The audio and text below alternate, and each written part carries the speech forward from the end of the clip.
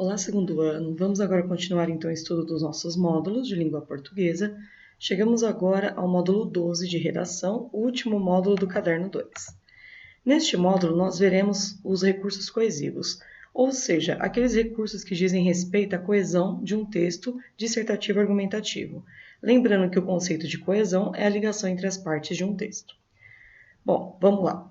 Primeiro, nós vamos dividir, então, os recursos coesivos em dois tipos. A coesão sequencial, que é aquela que permite uma conexão entre as partes do texto, e a coesão referencial, que é aquela que evita a repetição de termos ao longo da redação.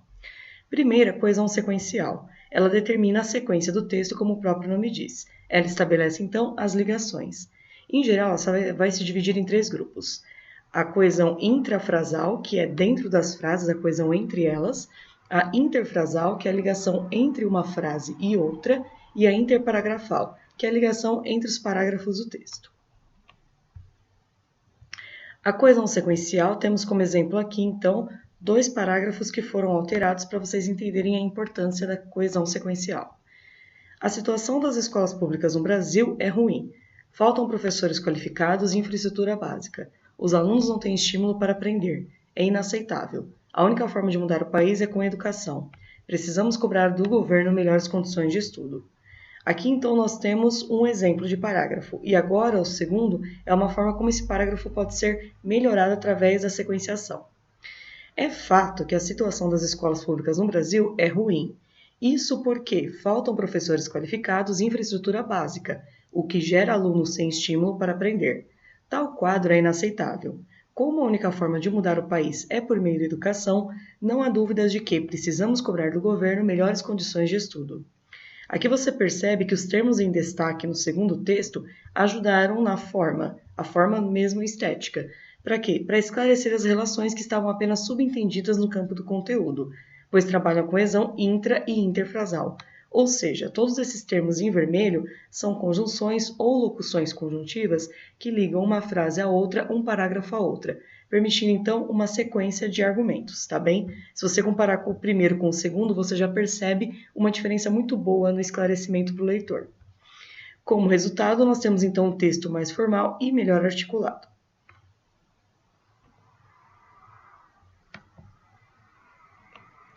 Bom, aqui os conectivos principais. Para estabelecer, então, a ligação entre as partes do texto, os termos mais comuns são conjunções e locuções conjuntivas, como acabamos de ver, advérbios e locuções adverbiais. É essencial observar também qual o valor semântico de cada conectivo, qual que é a intenção, por que ele está ali. Estes são os termos mais comuns e seus respectivos valores. Primeiro, comparação. Quais você pode usar? Igualmente, da mesma forma, assim também. O de prioridade. Em primeiro lugar, antes de mais nada, acima de tudo, esse aqui é bom para você começar um parágrafo argumentativo.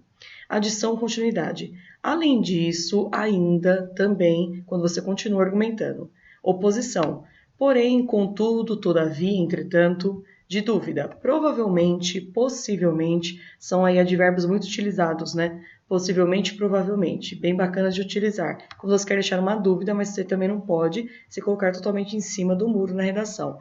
Então, é bom colocar um desses advérbios de modo que ajudam aí na sua articulação. De causa, em função de, porque, já que, na medida em que, em virtude de, consequência. Por conseguinte, por consequência, como resultado, tal fato gera, e o de conclusão, que é utilizado lá no último parágrafo. Portanto, logo, por fim, desse modo, dessa forma, dessa maneira, são os conectivos aí principais que aparecem em redações que vocês podem utilizar. Eles estão lá no caderno 2 disponível também, nesse módulo, para vocês conferirem. Bom, agora veremos então a coesão referencial. Nessa coesão referencial, nós vemos a busca pela diversidade de vocabulário. Quando você mostra que tem uma diversidade de vocabulário, você mostra para a banca de redação que você conhece bem as palavras e consegue utilizá-las de forma adequada, que não seja repetitiva para quem está lendo.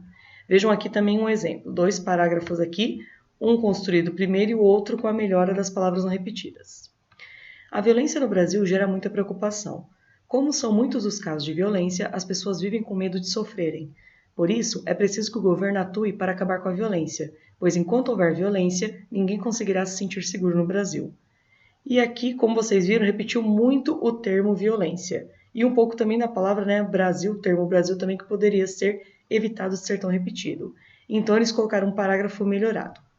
A violência no Brasil gera muita preocupação. Como são muitos os casos desse grave problema social, as pessoas vivem com medo de sofrerem algum ato violento.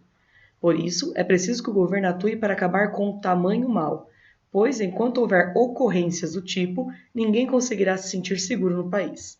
Percebam então aqui que os termos destacados estão substituindo as palavras para evitar repetição, tá bem? Eles estão evitando a repetição da palavra violência até do termo Brasil, permitindo que o texto possa fluir de uma forma melhor. Para evitar repetições, os principais recursos são os pronomes, né, sempre os melhores amigos aí, pronomes pessoais, pronomes possessivos e os pronomes demonstrativos, tá? Muito utilizados também. Olha aqui o desse já sendo utilizado, tá bem? Pronomes indefinidos, como algum também, podem ser bem utilizados.